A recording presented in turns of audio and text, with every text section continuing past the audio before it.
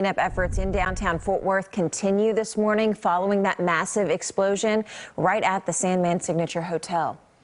Last night, authorities began letting hotel guests pick up their personal belongings that they may have left behind. Kennedy Walker has more as she joins us near the site of the explosion.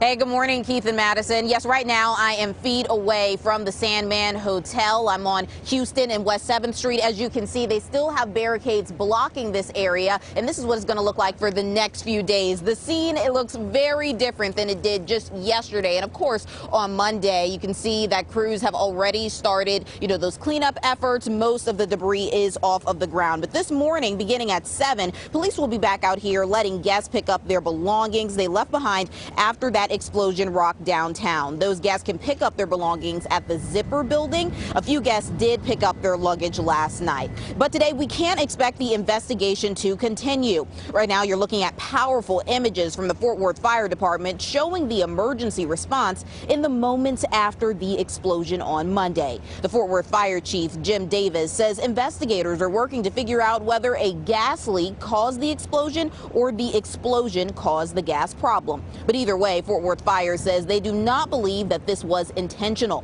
Structural engineers with the city and from the state's FEMA task force say the building is not at risk of imminent collapse, so crews can continue to work inside safely. As for those victims, police confirm all 21 people hurt were adults. One woman was taken to Parkland's burn unit, where she is in critical condition with major burns. The majority of injuries in something like this are strains, lacerations, eye injuries, things like that from the debris. There's some of the folks had concussion type injuries from the blast. Now, authorities say that certain roads downtown that surround the hotel will remain closed as cleanup continues. And as you can imagine, this is impacting tons of businesses in this area. Coming up in the next half hour, I'll have more on that. Reporting in Fort Worth, Kennedy Walker, CBS News, Texas. Kennedy, obviously a huge cleanup effort underway, but we're just glad to hear that investigation so far showing that was not an intentional act. Time this morning, several streets in downtown Fort Worth continue to be closed, all following that powerful gas explosion. Kennedy Walker joins us live near the scene in Kennedy. The closures are impacting several businesses in that area.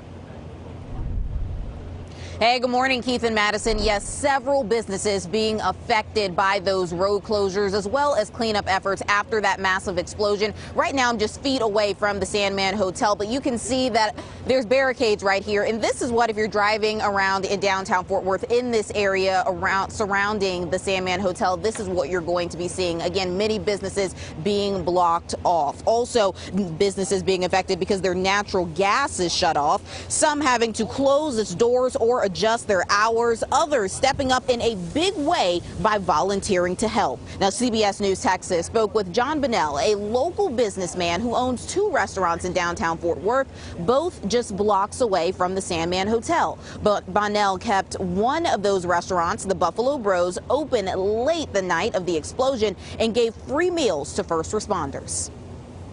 Wherever we can find that anybody needs something, we're willing to deliver food. And so far, so many restaurants have done the same thing. So it's really, it's nice to see that the community is really helping take care of its own.